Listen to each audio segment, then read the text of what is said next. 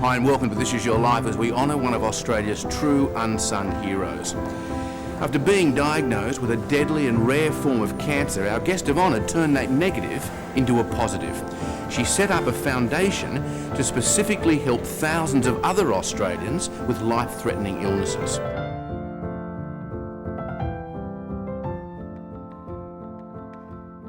Ladies and gents, welcome back to another episode. Today's guest transformed profound adversity into a lifetime of hope. Throughout her life, she has faced experiences that would have broken many people, from life-threatening illness and heartbreaking loss to watching those closest to her struggle through their own darkest moments. Rather than allowing those experiences to define her, she chose to transform them into a purpose far greater than herself. She is the founder and CEO of the Quest for Life Foundation, a best-selling author of 9 books and one of Australia's most respected voices on resilience, healing, and the power of the human spirit.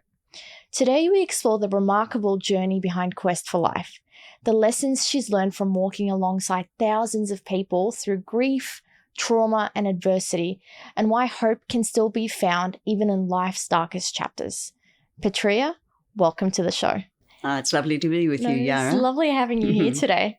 So before we talk about Quest for Life, tell us about who Petrea was before Quest for Life. A little bit about you. I was a very confused person, really. Yeah. Most of us have colourful childhoods one way or another, and mine comprised a brother who probably invented ADHD 20 years ahead of anyone knowing what that was. And he also told me when I was about 11 that he knew he had to kill himself by the time he was 30. And I remember as I was very tiny for my age, but I remember thinking I have to grow up really quickly to look after Brendan, make sure that doesn't happen. And I did. I grew 23 centimetres in the following year, and that deranged the bone growth in my legs. My knees started dislocating. So I left school at 13. I just turned 13 and went into Dalcross Hospital up at Yara and virtually spent the next 3 years having my femurs cut, my lower legs turned out, and my tibias cut and turned in, and learning to walk again. So that was, some people might think that that was a terrible experience, and in some ways, of course, it was painful and I had to learn to walk again and so on. But it also gave me the opportunity to read books that I was actually interested in, because I wasn't that interested in school. Yeah. I was more interested in, why are we here? What's the point of being a human being? How do you know when you've lived the life you came here to live? And so those were the questions that really preoccupied me. So I read the Bhagavad Gita and the Upanishads and the Bible several times, and Alan Watts and Krishnamurti and Aldous Huxley and all of these people who kind of wrote about the human condition and that inner search for meaning. Yeah. Okay. And how did it feel when you got approached by your brother Brendan telling you that, he wants to do that to himself? Yeah, well, look, we were sitting under the house where the Funnelwebs lived on big yellow phone books, which don't exist any longer, but those used to be our seat in this sort of dark, damp area. And I remember it as a pivotal kind of, because for the first time, I felt like I had a purpose, and that was to make sure he didn't do that. Up until then, I'd really tried to be as invisible as I could be, because Brendan, his needs pretty much filled the house. And so I just tried to disappear as much as possible. And so that really gave me a purpose. Okay, that's why I'm alive. I'm here to make sure Brendan doesn't do that. So I learned to walk, went into nursing for a while. That wasn't very successful after all of the surgery I'd had. I injured my back. I was sexually assaulted while I was in a back brace at a church fellowship meeting in a room where if I'd have called out, someone would have come, but I just didn't have a voice. I was so used to, be quiet. It'll be over soon. So then I was quite crippled with arthritis, and by 21 I used to walk with walking sticks. But I studied naturopathy and really looked at what can I do to help myself. What was going through your mind at the time when you were going through the illness and then the trauma of the sexual assault, and also being overwhelmed with that responsibility of feeling like you need to be there for Brendan and help support him? I think like a lot of people, we develop a facade that we show to the world that says, I'm coping, I'm fine. Now we know fine stands for freaked out, insecure, neurotic and emotional. But at the time, in our family, appearances were everything. So everything had to look good. Yep. Didn't matter how it felt. That makes it a lot more difficult to express how you're feeling, and you're a lot more overwhelmed than you should be because it feels like it's wrong to show weakness. Exactly, and keeping that facade highly polished for everybody else is such a strain in the end.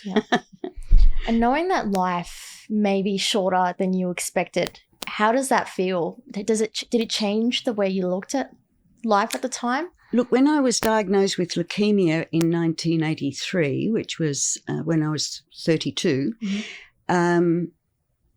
my first reaction was relief, just for a moment, because I live with chronic pain. I'd failed the family. I'd failed myself. I'd certainly failed Brendan because he did take his life. So it was a very painful, really painful time. And I think I got to that place where I wanted peace more than anything, more than a cure, more than being right, more than hanging on to righteous indignation or resentment or blame or shame or anything. I wanted peace more than anything. And that became really my sole purpose. Yep. Finding and searching for that peace. Yes, which I'd always been really searching for. And indeed, in a lot of the spiritual material that I'd read, it described that spiritual experience beautifully. So knowing about it and feeling a million miles from it was also really painful. Because no matter how hard I tried, I couldn't get there. Yes. Especially because I think a lot of people think recovery is just physical. But aside from that, there is the emotional and spiritual journey that goes along with that. Exactly. So what was that like for you?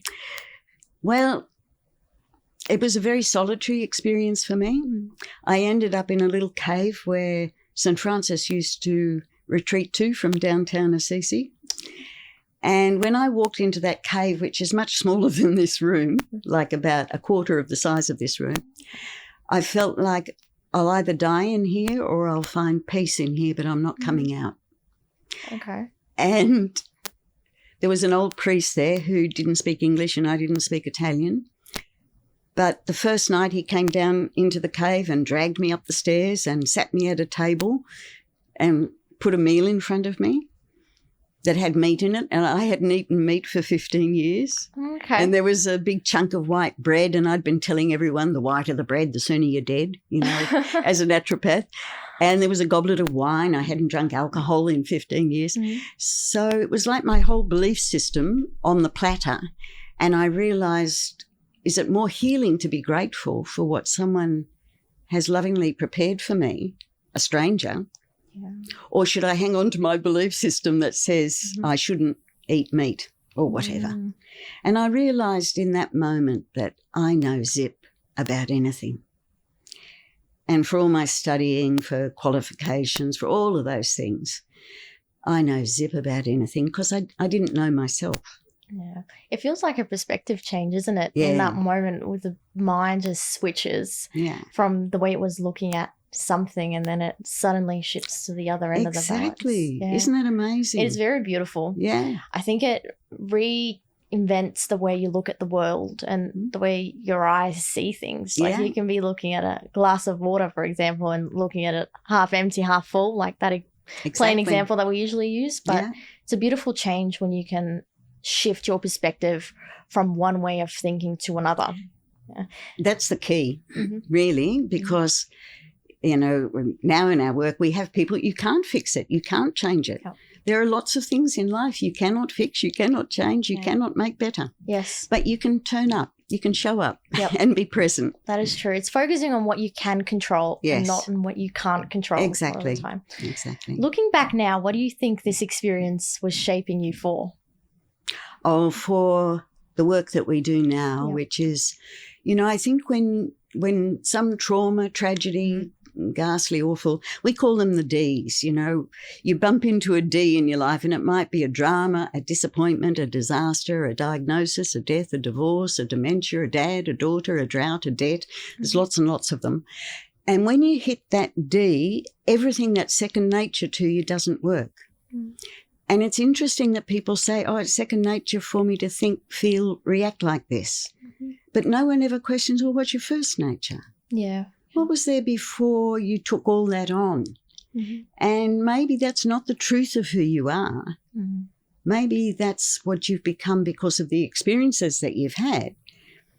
And there's a big difference between I am angry and I feel angry. On a scale of 0 to 10, I might feel a 10, but I might not want to speak from it and I might not want to act from it.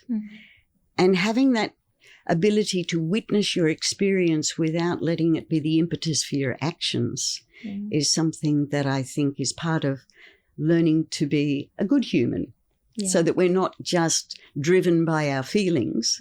And, of course, that's what's behind domestic violence. You know, up comes a feeling and there's no filter, there's no space. And it's out of the mouth or the fist or worse before the person even knows really what's happened. They let the anger consume them rather than try to move away from it. And then I am angry. And it turns into bitterness and hatred on people around you. So it's trying to shift away from it. Yeah. Now, for you, everything that you've experienced, what inspired you during that time to actually help people rather than just survive? Well, certainly the 7 months that I spent in the cave were more about survival. Certainly you spent 7 months. Yeah. Wow, okay. Certainly the first 3 or 4 months. And as you were saying before, I'd had an experience where I'd seen it as the worst possible thing that could possibly have happened. And 3 months later, I saw it as the most amazing, fantastic thing. So it's amazing how your state of perception will dictate your own reality. And so that time after about 7 months, I thought, I'm at peace with dying. I'm at peace with living. My preference is to live because my children are 4 and 7 and no one can love my children the way I can love my children. And I thought, I don't care if I die. I want to be with my children. I want to go home to Australia, be with my children, see them at least, because their father was not an easy human being and I knew he'd take out some of his frustrations on the children. So I came back to Australia, had all the blood tests, and then they said, well, you're in a remission that you weren't meant to have and it won't last. And by then, of course, I had my whole life all packed up in this little suitcase. I'd written my will, my funeral, letters, videos for the kids. I was all ready for the big trip and then the plane got cancelled and I was faced with, how much do you unpack? How do you live with uncertainty, with the precariosity of life when you're in the transit lounge and any moment your flight's going to get called? And so I found that quite challenging.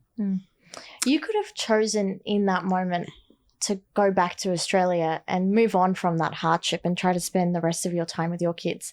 But you actually chose to dedicate your life to serving other people and other people that are struggling. Why? Look, I think it's my vocation. I think, along with professional qualifications, I think when you're stumbling around in the dark of your own despair, your own grief, your own anguish, it's good to be with people who are well qualified to be with you, but it's even better to be with people who are well qualified and who've stumbled around in the dark themselves. Because then you know that the answer is not to fix it, change it, make it better. You don't try to fix the person. You know, that's such a presumption to even think that we would know what's best for another human being. We're busy enough figuring out what's best for us. And so I think to help people find their own best answer, then it's theirs. Then they own that. And it was their realisation, not some realisation that somebody else has given them. It's very inspiring to see how you've decided to look at how you can help these people along their own journeys?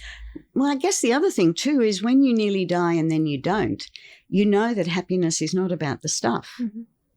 And yet, look how hard we work to get all the stuff. Yeah. And then, of course, you've got to dust the stuff and the stuff wears out and you want the latest model stuff and none of the cords from the old stuff fit the new stuff or vice versa. Yeah. So until the planet's pretty much stuffed, you know, that's not where happiness lies. Happiness lies in relationship, in connection, in being present. Yes. And not in that. I know a lot of people are really feeling trapped, working jobs they don't enjoy, just to keep a roof over their head, to keep food on the table. And, you know, I think, yeah, I love people. It felt like a calling to you. Yeah, and yeah, what else is there to do? What gives me joy is people recognizing that they don't have to be a helpless victim of their circumstance. Yep. That no matter how ghastly, awful, horrible, terrible, tragic it is, we can choose the way we choose to see that experience and then the way we choose to respond to that experience. Rather than react as a victim, how can we respond as a co-creator of our experience in the midst of trauma and tragedy and all the unexpected, unthinkable, unimaginable things that can happen in a lifetime. And was that love for people then slowly transitioned into Quest for Life? How did that happen? So did you move back to Australia and decide, let's open up the foundation? Or Well, look, I was literally driving over the Harbour Bridge when my mother said to me, this is about 3 months after those blood tests that showed I was in a remission. She said, have you thought of working, dear? Oh, well, it gave me such a shock. I thought, well, how can I start my life when at any moment I'm going to go? And so I rang Marcus Blackmore from Blackmore's Vitamins, and I'd known Marcus since my naturopathic days in my 20s. And I kind of blurted out to Marcus, I'm meant to be dead, but I'm not, and the doctors still say I'm going to die, and I'm a naturopath, herbalist, homeopath, yoga and meditation teacher. I don't know what to do. And Marcus was the one who said, oh, forget what the doctors said, just go into practice as a naturopath. Well, I'd never studied naturopathy as a profession. I only studied it because I was so crippled with arthritis and wanted to help myself. So it had never occurred to me to be a naturopath. Anyway, Marcus knew a doctor in Mossman who was looking for a naturopath. I went into practice. Within the first 2 weeks, the first woman with breast cancer came in, and she'd been told she wouldn't see Christmas, which is what I'd been told 15 months before. And then the next day, the first person with AIDS came in, and he'd been told the same. And I felt like I'd met my people who lived in the transit lounge. And so my question to them was, what is it that stands in the way of you being at peace? Because to me, that's all that mattered. Finding peace. To reconcile myself with myself and my history, to weep the tears that had never been wept, to understand myself much more deeply.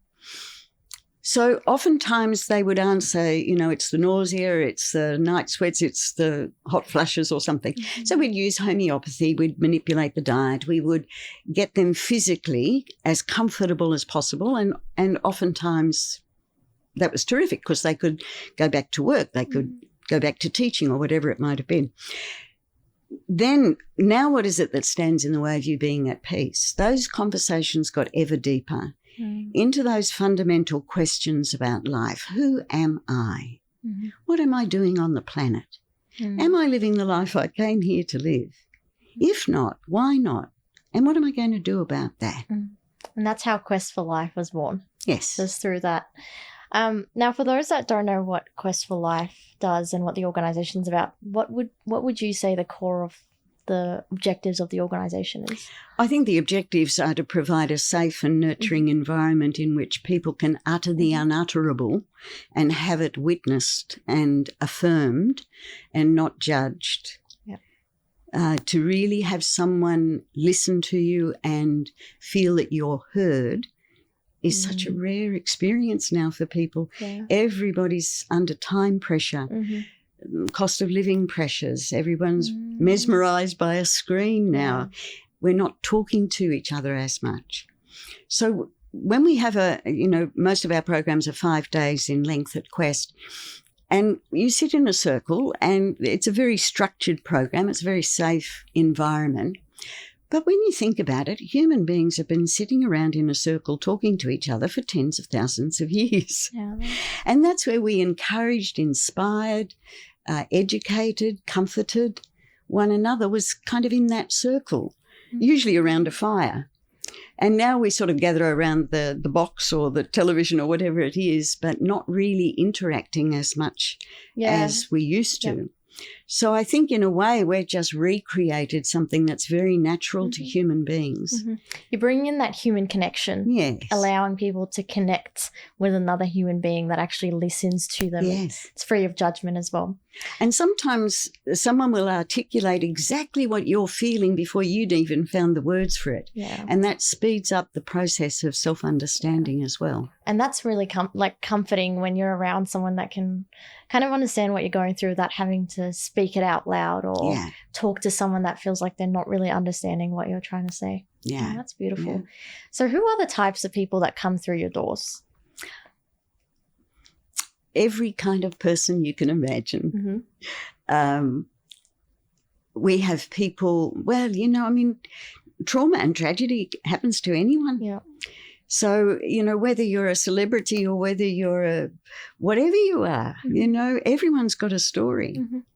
And so often I think we're at pains to present to the world that everything's okay when really there's a story that needs to be shared underneath that. So I think the kind of people that come, we have young people who are really quite confused about the world and can't really see a clear pathway for them to enter into the world in a meaningful way. Our oldest participant was 96. He had cancer and he just wasn't ready to leave his wife, and he wanted to be able to talk about that. And he still called her his girlfriend after 68 years or something they'd been together. So every age, women, of course, generally are more in touch with their feelings and more willing perhaps to articulate them. So that can be a little bit scary for some men who, because many of us grew up in homes where either emotions were very messy and maybe scary, or no one really helped us to identify what we were feeling, let alone express it in a healthy way. And we can't just keep stuffing all of these feelings down into the body, because they do have an impact on our health.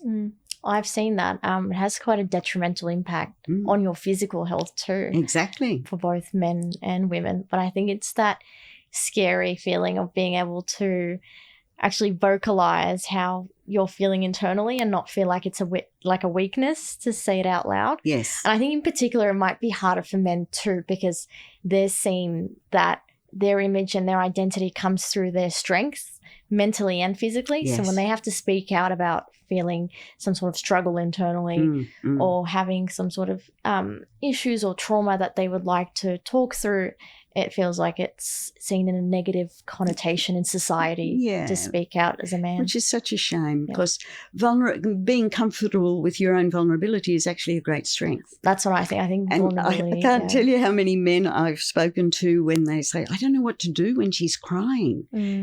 And it's like, including my own son. And it's like, sweetheart, you just give her a hug. You give her some gentle pats and you make some sympathetic noises. That's all you have to do. You don't have to fix it. You don't have to give advice. You don't have to create an option of seeing it differently. Sympathetic pats, sympathetic noises, and just let her have the tears. And it's such a relief for men, because they think they've somehow or other got to fix it, or, at least make it better. Or they're all about solutions. All about solutions, Whereas females just need the comfort and the presence of someone that's listening. Yeah. Is there something that you would commonly see in these people walking in through the doors? Like high anxiety, usually. Okay. It's a constant wonder and joy to me that people travel from all over Australia and other countries too, just to find a safe place where they can utter the unutterable. and have it witnessed and heard by other people. And that's often easier to do with a group of strangers than your own family, who may have their own perception about the same story. And so I think, that environment where you can bring that to consciousness and recognise that even all of these people, they all look terrific, and yet they've all got a story as well, which is why we prefer to say to people, do you feel as good as you look? Rather than you look well, which often means please don't tell me how you feel, because I may not know what to say to you or what to do. Yeah, that is true. And if I say you look well, then I've already decided I've given you the tick and I don't need to hear anything from what's going on internally. Yeah. And it's beautiful to see that, you've built an environment where these people that come in with high anxiety, they can come in and feel comfortable and at peace. Yes. And they slowly can open up because it feels like a non-judgment zone where there is no one watching them, trying to look at where the weaknesses are or waiting for their downfall, for example. Yeah. So what does healing look like at Quest for Life? For me, healing's about peace. I've known many people who died young, but very much at peace. Yeah. Okay. In fact, one little girl is a story, I've told it 1,000 times, but it's a beautiful story. She was 9 when I met her and 10 when she died. And she drew me one day the picture of Garfield the cat. And in the bubble of Garfield's thoughts were 3 hearts. She said, I actually drew you 2 pictures, but I put them on my windowsill and the wind blew the other one away. And I said to her, well, what was in the other picture? She said, well, it was exactly the same as this one, but the hearts were all shattered down the middle. And I said to her, well, maybe the wind was telling you you don't need to have broken hearts. She said, no, Petrea, you don't understand. Sometimes hearts have to break before they heal. That is very wise. I think a lot of adults can learn from that. Absolutely. And just before little Kate died, these 2 little hands came out and squeezed her parents. And she said to them, I want you to love each other the way you've loved me. And you think, oh, my word, is there anything else you could learn about life and love than she learned in 10 years? Yeah, she sounds very mature. Beautiful soul as well. Okay. She said, I'll draw you another picture, and she did, and they're still hanging in my office. That's beautiful. And it's moments like that I think re-verify why you built Quest for Life. It's that peacefulness. Yeah. Is that what you hope people leave with, that peace? And a sense of connection to their first nature, rather than... Because what's become second nature to us is actually a system in the brain called the default mode network.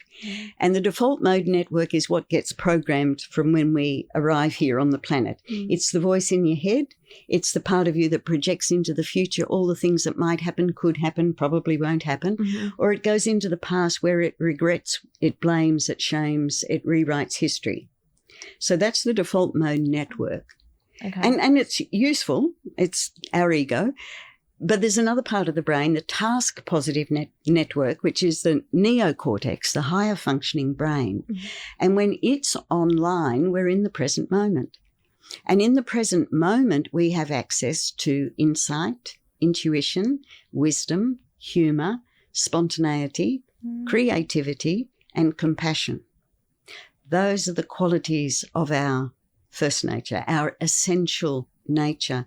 But it's become second nature to us to see the world through the filter of our beliefs, our judgments, our way of thinking the world should work. And it's often suffering when we hit one of those Ds in life that we actually become willing to see things differently. Yeah. And as you were saying earlier, it's really about a shift in perspective. And on a really, really, really good day, maybe sometimes we can even see that these things, maybe they're not happening to us. Maybe they're even happening for us. Yeah. Now, that takes a particularly good day to see it that way. And I certainly wouldn't say that to anyone who's new to their suffering. But after 42 years of working with people who've been suffering, what I have seen is that suffering often causes a person to go off in a new direction in their life, a new career, a new way of being, a new relationship. It's just amazing how people reinvent I was themselves. going to say it's like reinvention, Yeah. like you're reborn. Yes, essentially. exactly. And they look back like I look back and say, now I wouldn't change anything because I wouldn't be sitting here with Yara. Yeah, that is true. Quest wouldn't exist, Yeah. you know, and it's been a force for good for many, many people because we can't change their stories. You know, they come with horrendous stories of domestic violence, family violence, sexual assault, sexual abuse, every suffering on the planet. And they bring that to Quest, and it just blows me away that every week they leave on a Friday feeling like I can do my life now. Yeah. I'm back in the driver's seat. I know what I need to do. It's that shift in perception again, like we mentioned, because I also like to look at it when, you know, we're having those moments or we're suffering, that whether it's life throwing stones at you or people throwing stones at you, take it, use it as a step and stand up on it to move on to something better. Use it as growth rather than let it beat you down. Exactly. Because it's finding that difference in perception and allowing ourselves to immerse in the feeling of, where can I grow from here? How can I use this as an opportunity to strengthen myself rather than feel, you know, beat down by the world and feeling like there is nothing further to go on for or live on for? Yes. And it's such a beautiful feeling being able to look at it that way. And I guess in a way reinvent yourself, because you're right. Then you find those opportunities that kind of slowly end up, you know, meeting different people and, like you said, sit here and talk to you. Yeah. It feels like it's brought you a new purpose in life, essentially. The other thing is it allows you as well to look beyond surface level of life, because you see it in people that haven't experienced a lot of maybe trauma or adversity or challenges. They only see the surface level of life. Whereas when you get to experience those deep emotional feelings and the suffering and the trauma, whether it's depression as well, it allows you to see the depth there is to life and enjoy that. And also gives you that intellect to look at that different perspective rather than, you know, see something from the outside and just don't see the beauty in it. Yes. Yeah. So, yes, it's so true. And I think everyone who goes, you know, whether it's through cancer or some other ghastly thing, it's the little things, you know. It's when you hear that bird or the kookaburra, or when the sun, suddenly you feel sunshine on your back. Yeah. Or you, this morning, just walking through Hyde Park. It's years since I've walked through Hyde Park. The trees are so huge, and so the light in them this morning was just so beautiful. Yep. And yet you could walk through Hyde Park either glued to a phone, as some people did, Yeah. or so caught up in your own thinking that you don't even see the trees.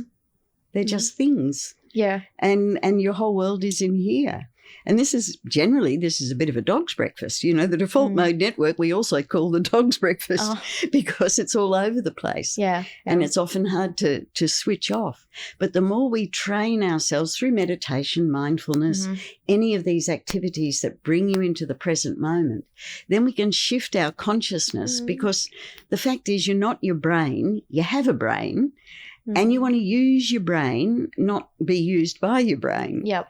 And we need to be boss of the brain Yeah. so that we can switch it off, so we can go to sleep at night, and so that we're not caught up in endless worry and fretting. And Do you think we can train the consciousness? oh, absolutely. Okay. That's the purpose of life. Yep. You know, you are not your body. I knew that at 7 because I had an out-of-body experience when I was 7.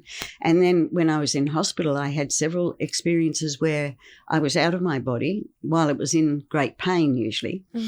And so I knew I was not my body because I could look down and see my body going through a cramp in the bed, and I wasn't there.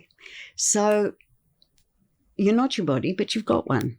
And you need to nourish it appropriately. You need to rest it. You need to exercise it. You're not your brain. You've got a brain. You need to quieten it Yes. down and keep it in good company. Mhm. Don't hang out with turkeys. Don't hang out with gossip.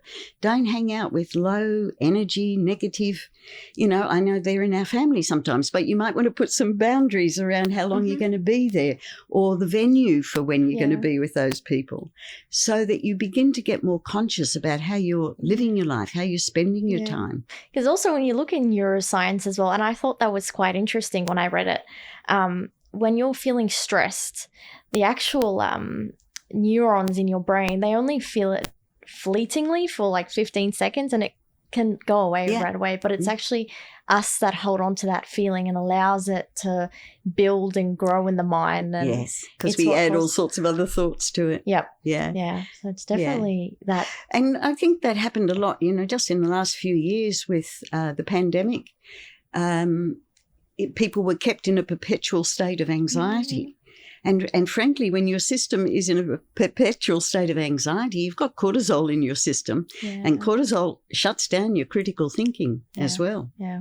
So, yes, I think the more we can wake up and be present, the better. Definitely. And then we've got access to those wonderful qualities too: insight, intuition, wisdom, humour, spontaneity, creativity, compassion. Those qualities are wonderful qualities to have. Yeah, those are the ones that you want floating around in your brain, for sure. Now, with your work with thousands of people that have been going through grief, trauma, illness, what do you think it's taught you about human spirit? I think one of the interesting things is, what is it when you bump into a D that some people refuse to be defined by it and other people are crushed by it? Yeah. And, I suppose sexual abuse in particular, when it happens in childhood, which is just so shockingly common, it destroys trust in relationships, but it also destroys confidence in your own perception of things. There must be something wrong with me in the way I see the world, rather than something terrible was done to me. And so it's very confusing, especially when there's trauma when a child is growing up, because they're trying to make sense of the world with very limited history and perspective. So I think a lot of people don't even think about their life and how they're living their life until some ghastly thing happens. Yeah. And then it's like, in fact, we often say no one wants to know about a place like Quest until they do. Yeah. And the day you're diagnosed, the day the divorce comes through, the day your child is murdered, the day some terrible thing happens, it's like, where do I go? The people who come to us, most of them, they don't need to be in a psychiatric hospital. But, we used to have a word called convalescence that we don't even use anymore. There used to be convalescent homes, little homes for the bewildered, spread throughout the countryside. And after a major surgery or illness or trauma, they'd pop you into one of these little home for the bewildered and put a little hand-knitted blankie over your knee, and you'd stare into the distance. And they even fed you convalescent food so that you could not only physically recover from whatever had happened, but emotionally and psychologically integrate that experience. And now we only think about having you in hospital for so many bed nights, and then you're out and on your own. And it hasn't addressed, how do you feel about this? How are you going to talk to your partner about this? How do you tell your children about this? All the things that actually matter. Yeah. No, that's definitely true. But yeah, from that, from the work of Quest for Life, and even you talking about the convalescent homes, is there a story that you feel encompasses what Quest for Life is about? And I think Kate's story was a good one, but I'm sure you have others that come to mind. Yeah, thousands and thousands of stories. But, we had a police officer on our program, and he was probably 40, 42, and he said he was the one who was sent out to all the potential suicides. And he said, I can't live with the guilt any longer.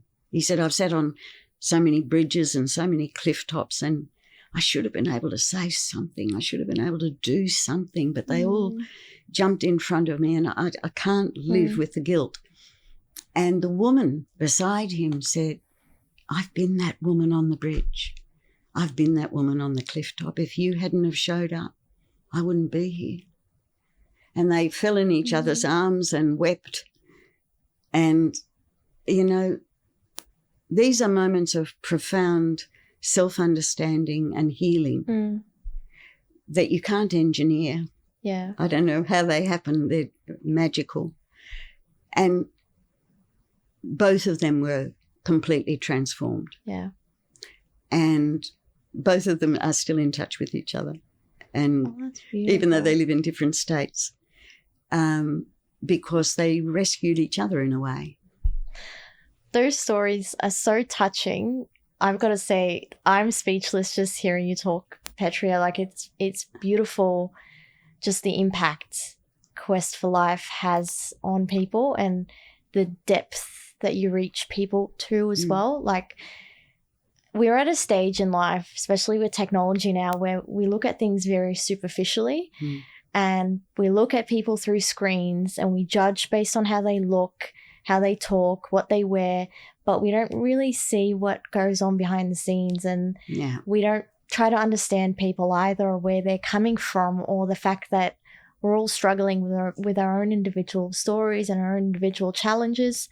No one is perfect, because I do hear that sometimes when someone sees someone that they're like, oh, this person is perfect, or they have an amazing life, I wish I was like them. And it's comparison that just ruins it in this digital age. I've been in many mansions and behind many a gilded door, and the anguish and the grief and the despair is every bit as real there as it is anywhere. Because at the end of the day, we're all human. Exactly. We're all going to die. We're all going to end up under the ground, under the dirt at some point. And I think we forget that, and we forget to live in those moments. So it's so touching hearing you say and talk through those stories and your experiences. I remember my partner, who died just a couple of months ago now, her father, when he was on his deathbed at 92, said to her, I look back on my life and I don't know what it was all about. And she thought, far out. Imagine getting to 92 and not having a clue what your life was really about.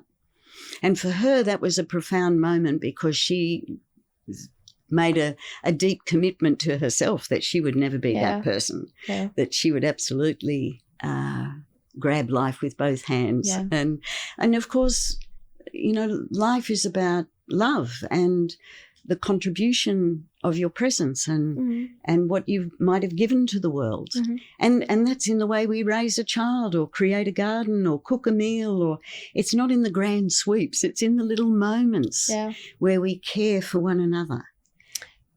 And learn to appreciate it, because those fleeting moments go by so quickly. You forget that they've even happened, but because it's, again, we don't look at the present, and we're always chasing more. We forget to enjoy those little moments around family, you know, whether it's with your kids, your grandkids, your siblings, your mum and dad. And it's enjoying those little moments that later on you look back on and you feel very grateful for. Very enriched by, Definitely. And you realise those were the things that really nurtured your heart and soul. Not so much the things in life, but how you were treated. And it's that same love and care that you then extend on to other people and share that kindness with other people too. And I think after returning from Assisi and the cave, you know, I was taken in as a stranger, and he fed and cared for me, a complete stranger. And I mean, if you could pay it forward, why wouldn't you? And so if you know that happiness is not about the stuff, then for me, you know, it's about people feeling connected to their first nature, people feeling that they are in the driver's seat of their life, that they don't have to be a helpless victim of their circumstance. Well, that is so true. Has there been someone who, as much as you've helped them, they've also changed the way you've looked at things or influenced you in life at Quest for Life? Well, I think that little Kate sure did, because this was in about 1986 or so, and I was working in Long Bay Jail with people with AIDS because it was a bit of a crisis happening out there at the time. I was running 10 support groups each week, and I was just getting to the point of thinking, how am I going to keep hearing all of these stories and not crack? And then Kate brought me the picture of Garfield and kind of gave me permission to cry. It's okay to let your heart break. And one of my clients gave me a set of keys one day and she said, for God's sake, take a holiday to her apartment in Mooloolaba. And I went up there and it was, I turned on the telly the first night, it was just on AIDS in the jail system. And I thought, oh, who's going to look after them? And I wept for 2 solid weeks. Why does it have to hurt so much to be human? Why do parents lose their children? Why is... And you come to that, you have to be comfortable living in the mystery and trust that, you know, because I realize there's a line of suffering humanity to the horizon and beyond. And that can be quite overwhelming when you catch sight of the amount of suffering. But when you realize, no, my job is to do a spectacular job of me, that means I need to rest my body, exercise it, nourish it, quieten down the brain, keep it in good company. And then you just deal with what's in front of you. Yeah. And then you've given that your 100% attention. You can set it aside, next. Set it aside, next. Yeah. And that's the way you deal with, because getting stuck in overwhelm doesn't help anyone. Yeah, that is true. What do you think people misunderstand about healing? I think, well, if you're the person who's sick, I think a lot of people just want the illness to go away. Yeah. But there are quite a number of people who also choose to see it as an opportunity to understand themselves more deeply, to explore themselves a little more deeply, to even maybe get in touch with their emotions, maybe for the first time in some cases, and to begin to think about life in a broader way other than just the financial cost of living, all the pressures that people are under right now. When I was a girl, which I never thought I'd ever say, but when I was a girl, it was quite possible on one salary for someone to buy a house, provide for a family, own a car, and educate the children on one salary. And look how we are now. Some people are working 2-3 jobs just to keep a roof over their head. They don't have time to scratch themselves, let alone do some navel gazing or some inner work. And indeed, people are just pushing themselves to keep on keeping on. But a lot of people are feeling trapped. And that's a very unhealthy place, because at an epigenetic level, epigenetics is about the environment around the cell that is informing through the receptor sites on the surface of the cell, informing the interior and causing the genes to express, to modify their expression, or to remain suppressed. So when you change what's in the epigenetic environment, you're also changing the expression of the gene. And so we find peace of mind consists of 4 qualities. And these 4 qualities were also borne out in 3,000 people who had spontaneous remissions. So from the Institute of Noetic Sciences in Sausalito. And Carol Hirschberg looked at the medical histories of 3,000 people who were given 3 months or less to live, and who now 5, 10, 20 years later were still free of their disease. And she wanted to see, did they do something in common? Did they have something in common? And she found the same thing that I found in my clinical practice, is they have these 4 qualities.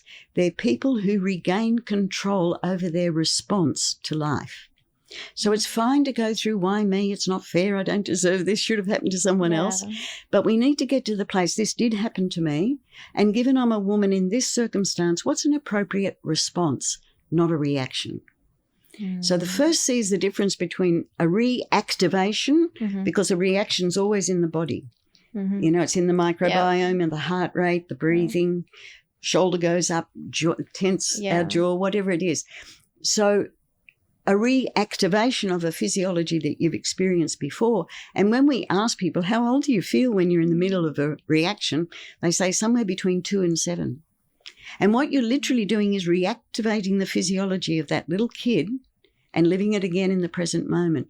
A response takes you into new territory. Mm-hmm. A reaction repeats what you've done before. Mm. A reaction's automatic. It's impulsive. Yes. Yeah, a response requires consideration. Mm-hmm. That's our first C. Second C is a commitment to living, to have a deep reverence for your own life, a deep respect for your own story, your own life. And for me, the opposite of death is birth, not life. You cannot destroy energy. And I've been with many people when they pass, and it's really obvious someone leaves. And you can't destroy energy. Energy changes form. And so the second C shows up in our priorities. You're not your body, you've got one. Nourish it, rest it, exercise it. You're not your brain, you've got one. Quieten it down, keep it in good company. You're not your thoughts, you have thoughts. You're not your feelings, you have feelings. Which begs the question, well, who am I? The second aspect of the second C are issues around communication, because often we're not in communion with ourselves, nor do we know how to communicate skillfully with others. That's a lifelong journey for all of us to become skilled at communication, because even when you think you're terrific, you'll get misunderstood and misinterpreted. Third aspect of the second C are issues around forgiveness. That's a very complex one for a lot of people. Yeah. Forgiveness is never, ever, ever, ever about condoning, but it did happen.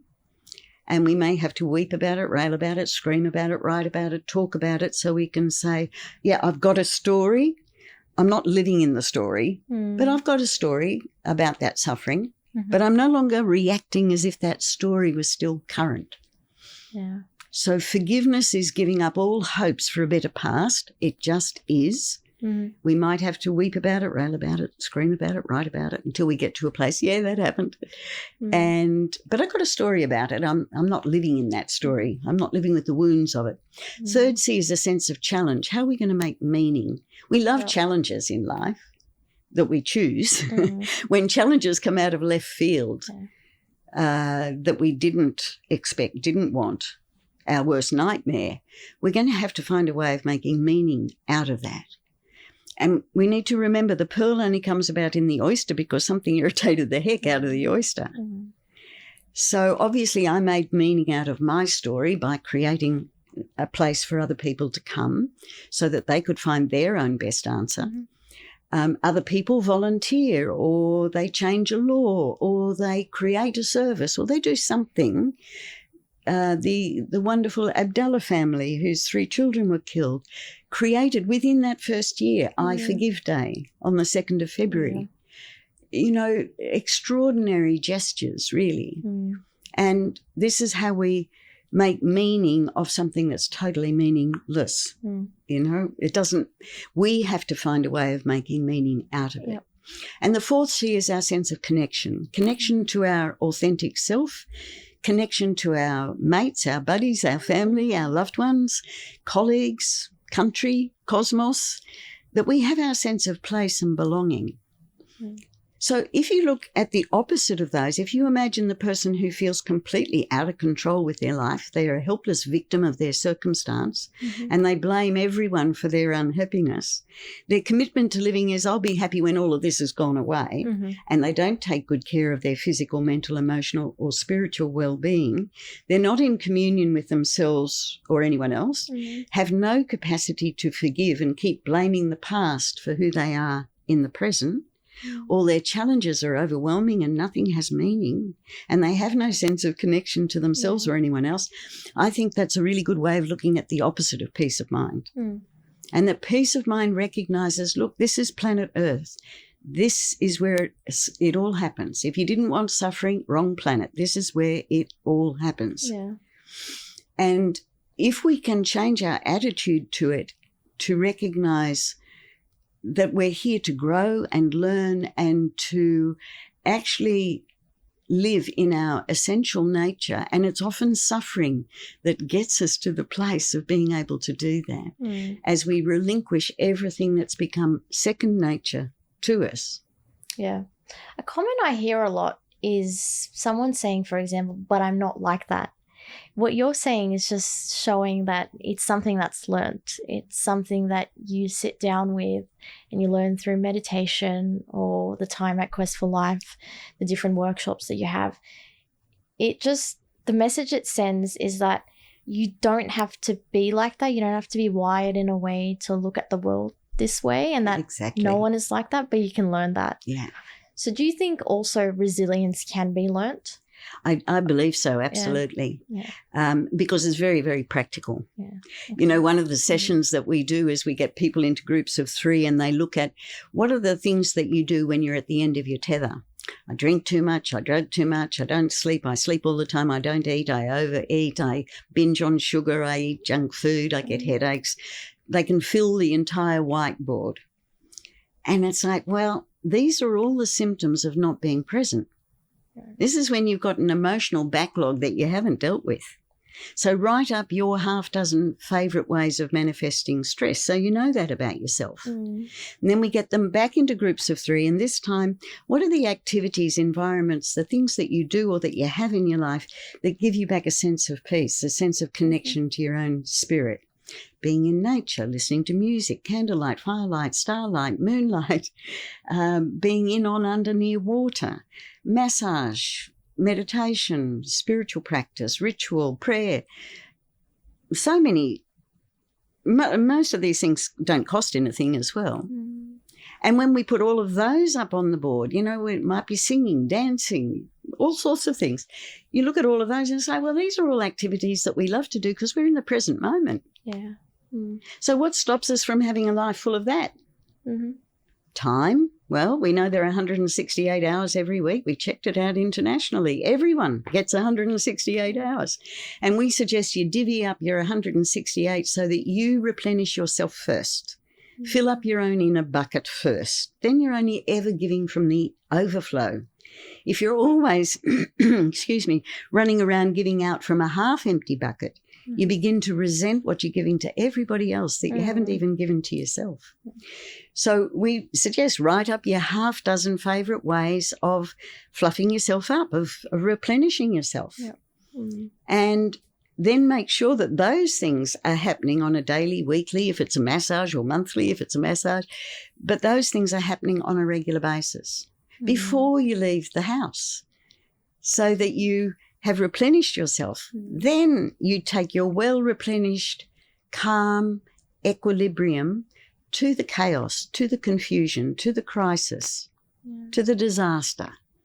Going to be much better than bringing your slightly exhausted, miserable, depressed, overwhelmed self to whatever the situation might be. Yeah, okay. What do you think gives people the strength to keep going and actually say, I'm going to commit to doing this because I want to get better, or I want to move on from what I've faced, whatever hardship I've had endured? I think for the last few generations, I think suffering has been the chief way that people have woken up to the fact that they have choice.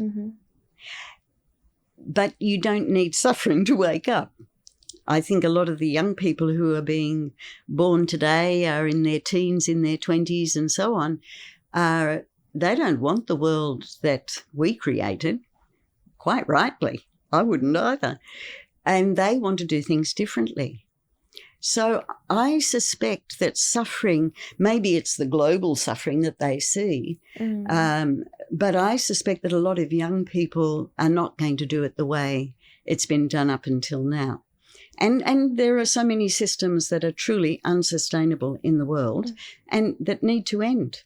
And I think it's going to be a little bit rocky for a while, which is why it would be very good for everybody to fasten their seatbelt on this roller coaster of life so that when the roller coaster swings to the left and you thought it was going to the right, you're more easily able to adapt. Oh, scenery's not what I expected. However, this has happened. How am I going to respond?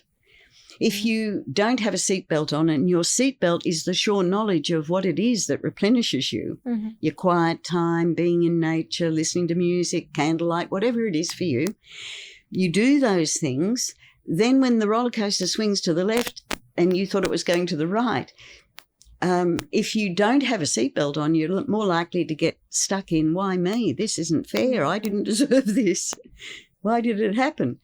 Whereas, once you know that life's a roller coaster, and maybe the roller coaster is designed to wake you up to your own eternal nature.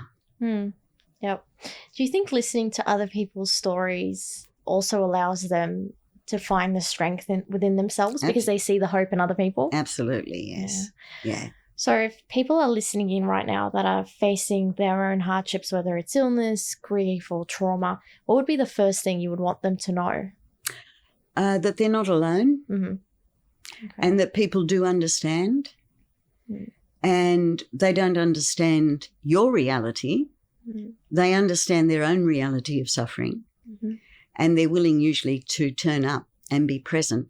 See, if you've never been confronted with your own despair, anguish, whatever it might be, panic, then you're probably not going to be a terrific companion for someone who's experiencing that, because you want to pull them out of there. It hurts to see people suffering. And yet the quickest way through any major trauma is the willingness to process the emotions around that. And we often need a bit of support and education to be able to do that. And there isn't a lot of support and education out there. No. There's a lot of stuff online, but it's not necessarily tailored to the individual. Yeah. And a lot of it can also feel superficial, because I think it's reached a point where you see people just regurgitating what they see, but it's very surface level and doesn't really feel authentic. Yes. It's more just done to be posted or just to advertise certain place that they're working at, whatever it is. Yeah. But it doesn't feel like it's tailored to an individual that's truly struggling within themselves. I think that's the comment we hear most frequently on, because all of our programs are well evaluated, both pre-evaluations and post-evaluations. The most common comment is, I've never been anywhere where I felt so loved. And that's because, we've got 6 on the team. There might be 15 participants. But if you need a heat pack, if you need a glass of water, if you need a blanket, if you need anything, then there are 2 people there just to make sure that all of your physical needs are met. We often bring beds. We've got 2 electric beds that we often bring those into the circle, because some people can't, even though we've got super comfortable chairs. Some people prefer to lie down, or they've got a bad back, or they're not well, or something. So it's a very nurturing, safe environment. And a lot of people we know, as they're coming up the driveway, will literally dissolve into tears, because they feel like, I've finally come somewhere that's just about me. I don't have to get it right for anybody else. I don't have to cook for anyone else. I don't have to clean. I'm just here for me. And that's such a rarity. These days. I can feel it just even sitting across from you right now. It's so admirable, the work that you've done. I can hear it in your voice from the stories that you've just said, the amount of impact you probably have had on people, and just sitting across from them and listening to them, because that's all anyone ever needs. It's just someone that is actually listening to them with no judgment. And just allows them a safe space where they can be who they are, as they are, and they're accepted just like they are, and they don't have to put up a facade. Sometimes we don't know what we think until we hear what we say. And that generosity of listening is such a rare commodity now. Because everyone's up to here with their own stress, and hearing about your stress on top is, for a lot of people, they just don't want to hear it. No, that is true. And I remember when, because my brother, when he was 30, he actually got happy. So for 2 years, we went into thinking, everything's going to be okay. So when we got the phone call from Kathmandu that he died through suicide, it came as a huge shock to all of us. So that happened. Then my husband and I moved to America, and we'd only been there 4 weeks, and I thought he'd gone for a walk, but he'd gone back to Australia with the money. And just after that, I was diagnosed with leukemia, and that's why I was relieved. It was like, this is too hard. I can't do my life. Maybe I can do a good death, but I can't do a good life. And I was so weary of the facade that I'm fine. When really the emotional mess that I was in underneath that surface remained completely hidden from other people. How do you find hope when you can't see a way through? Well, we've got a lovely wooden sign on our table at Quest that just says hope. But we also say hope has to have legs. It's not enough to hope that things are going to go well. We have to underpin it with effort. And that means, you can't hope that an anniversary of a loved one, for instance, will go well. Plan the day. You can't hope that Christmas will go okay when someone died this year. You may need to really consider how we're going to plan out the day so that it's going to work for everybody and that we acknowledge the person who's died. But how are we going to plan that day rather than just hope we get through it all right. So hope on its own can keep that little flame of possibility alive. But then we do need to get educated about how we can reclaim our time and improve our physical, mental, emotional and spiritual well-being so that we can navigate this complex journey of life in the most skillful way possible.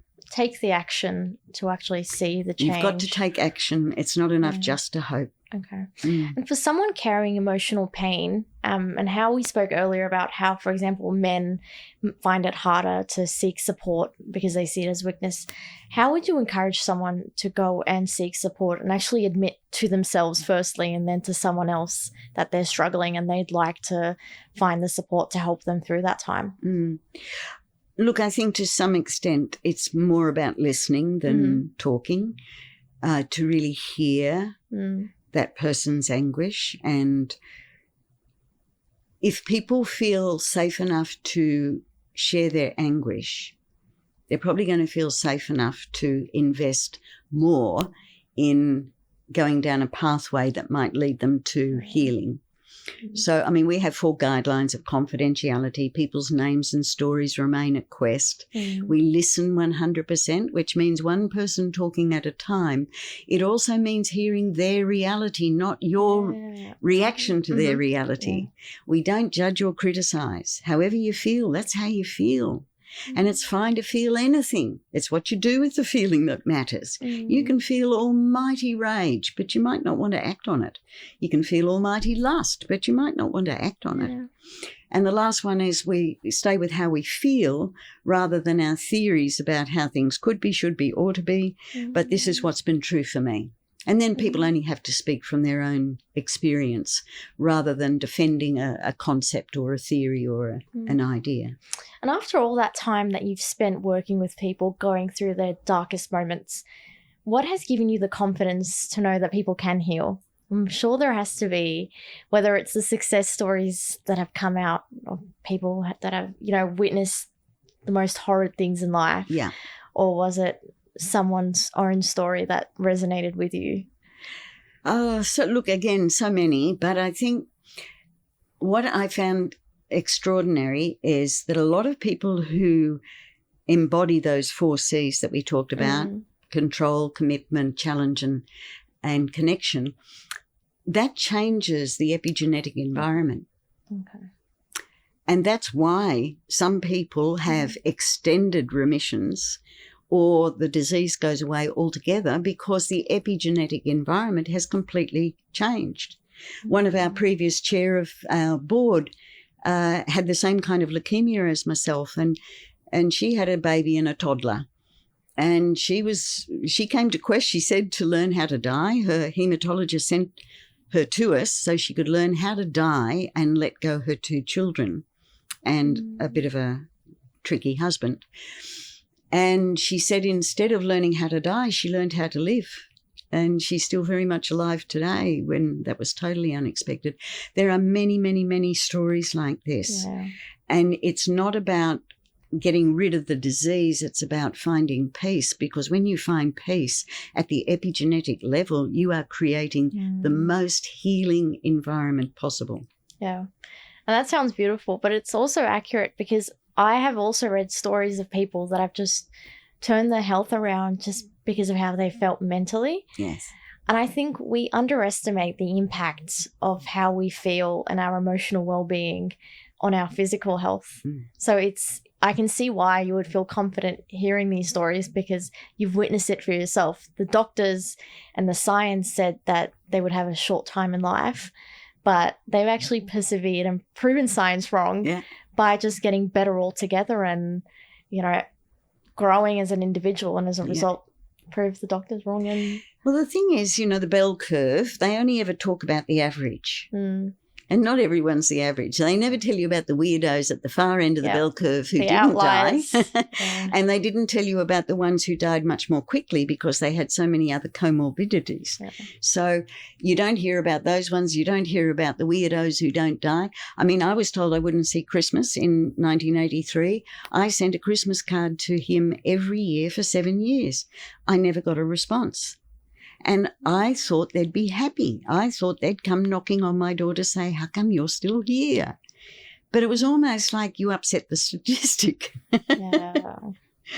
Or they'll say, oh, well, you couldn't have had it in the first place. It's like, well, actually. So it's quite amazing. Yes, because there's a lot of research going into survivorship, but it doesn't actually include the patient. It's what the medical profession can do for the patient, but they never include the patient. And if the patient isn't able to switch their mind off at night and can't sleep, if they've got chronic nausea or night sweats, which doctors don't really care about, they don't treat, but it's a real indicator of disease, but you can get rid of those with homeopathic. So these are things that matter to the person, not necessarily to the oncologist, the specialist, but they sure matter to the person. And how do I talk to my children about my own death, and or your grandchildren? How do you talk to them about death? It's something the doctors never prepare you for, or they can't do anything about it, so they don't focus too much on it. Not at all. It also may feel sometimes cold, or it's a cold environment to be in a hospital or to speak to a doctor, because they're not very empathetic.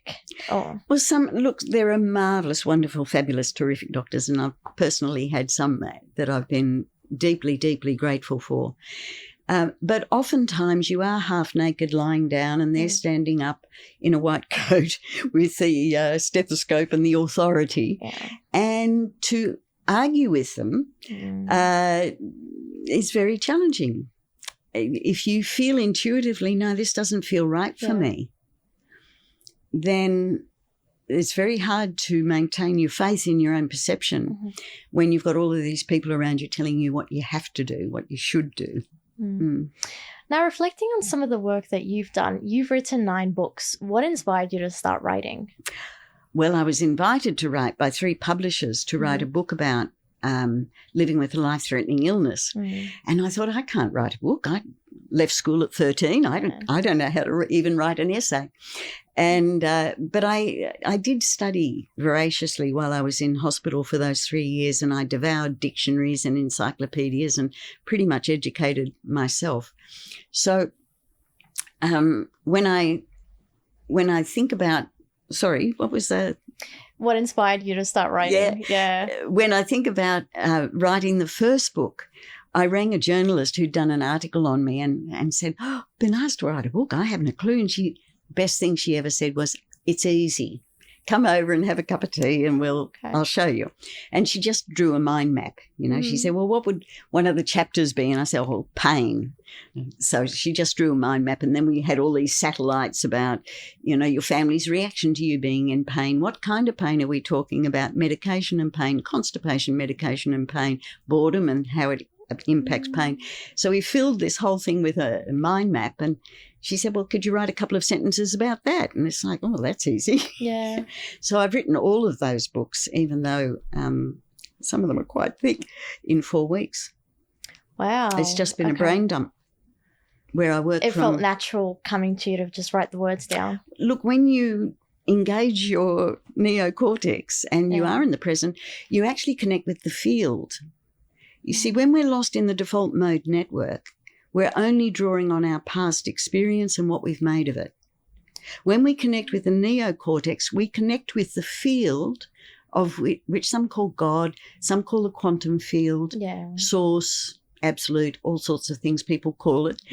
But then you're open to intuition, insight, wisdom, humour, spontaneity, creativity, compassion, all of those qualities and the information that's held in the field which is far more than is held in my little dog's breakfast in the default mode network. And so that for me is the constant practice, is to come to my senses. Yep. Bottom on the seat, feet on the floor, touch of clothing, air against the skin, taste, aroma, sight, sound. You cannot do that and have a fully fledged panic at the same time.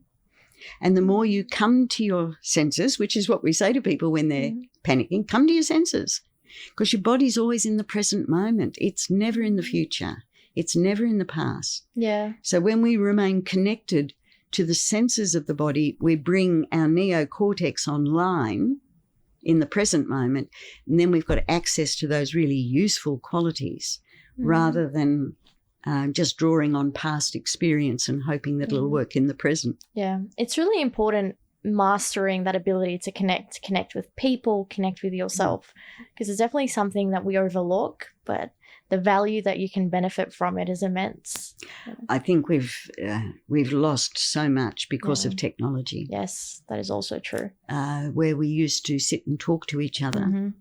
And now you can have half a dozen people around a table and they're all on devices and I was going to say talking. You can sit at a dinner table and everyone's on their phones for most of it. You lose that ability to connect in the present because you're so sucked into the technology now. Yeah. What book feels the most personal to you? Oh, probably the last one up until now, which was my memoir, because that went into some more personal things of my story and the story of Quest. And, I was incredibly blessed to have a partner for 33 years. I get most of the credit for Quest. It was a joint effort. There was no way in the world I could possibly have done that without the amazing support of my partner, Wendy Batho, and we were together for 33 years. And she and her partner were in the very first cancer support group I ran in 1985. And her partner, Kay, was a wonderful, wonderful, wonderful person. And she lived 7 years instead of the 2 she was told she'd live. And they had 3 children who are now kind of our children as well. And before Kay died, she said to Wendy, when you're over the worst of the grief, go and see what you can do to support Petrea, because who looks after her? Because in those days, I worked 7 days a week because I thought any minute I'll go out of remission and I just want to get my children as fully cooked as I can and do this work that seems to make a difference. And it was Wendy who said, you might not die and you actually don't have a life. Which was a very Wendy kind of comment. But she was right. Everyone I knew had a life-threatening illness, really, everyone.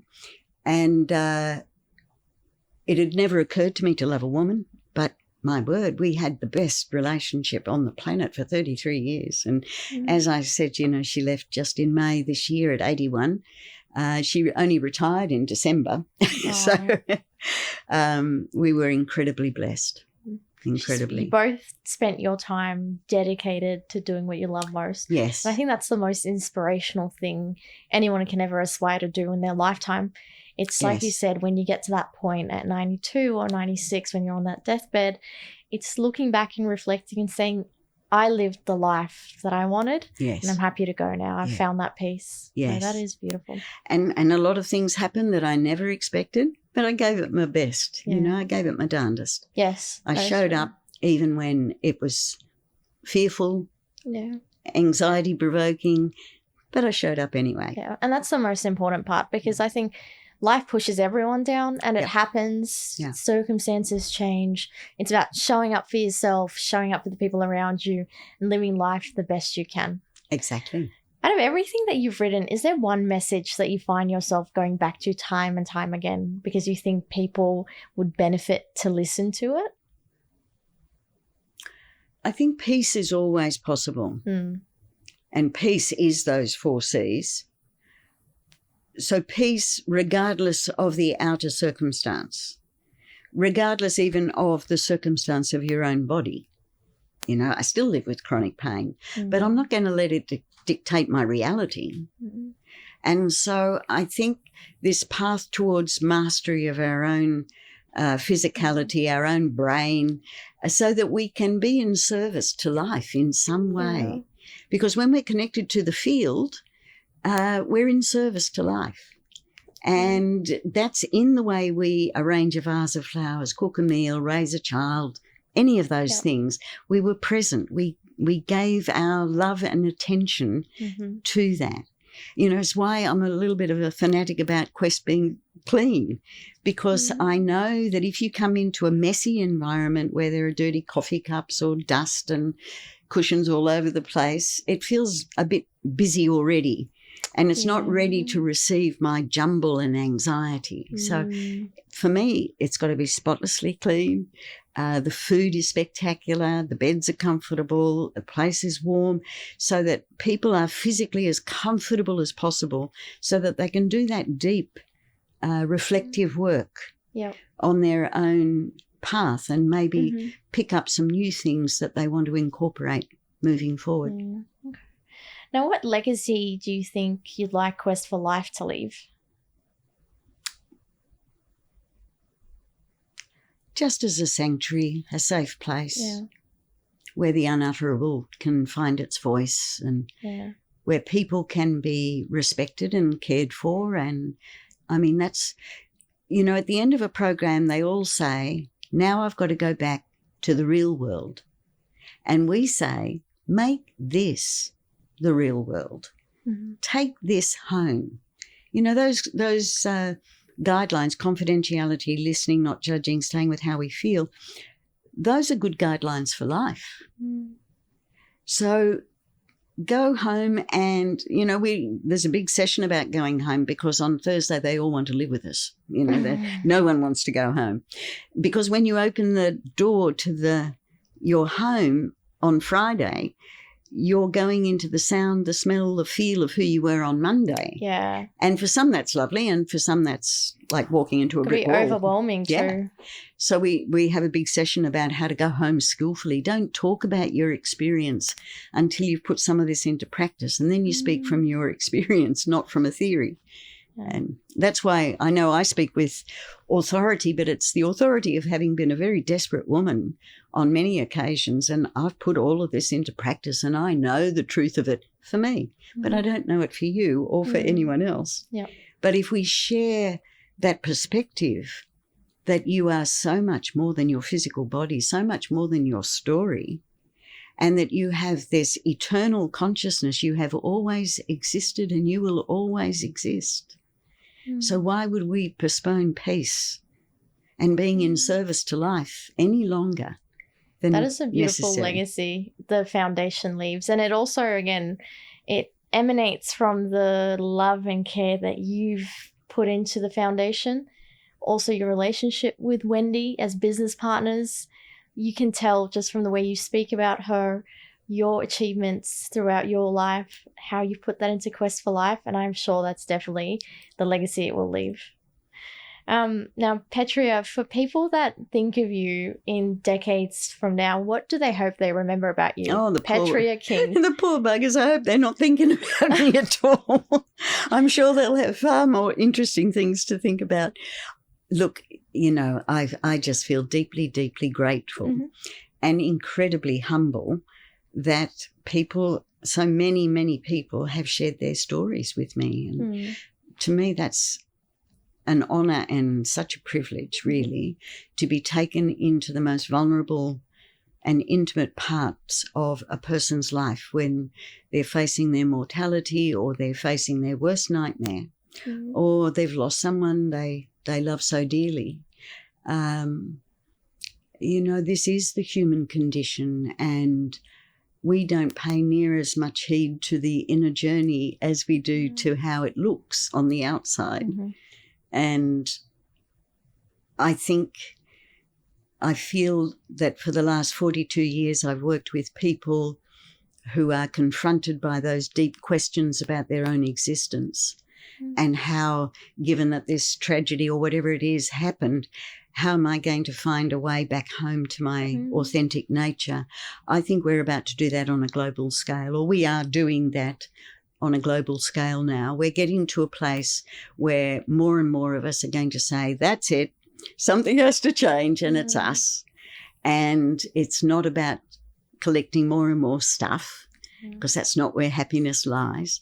It's about finding the connection to your own heart, your own spirit, and why are you here on the planet? Because if you're here at this time, you're here on purpose. Because this is a very astrologically as well, the planets haven't been in the positions they're in right now, if you include the outer planets, for over 64,000 years. Whenever they're vaguely like this, it's always a time of revolution and a time of people rising up to say no.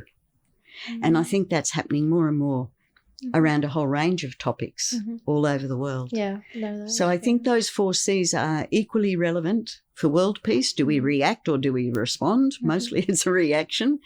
Our commitment to living could be that everybody's the priority. So how are we going to sort through issues so that everybody's looked after? So we can communicate, so we can say, I'm really sorry, we stuffed up.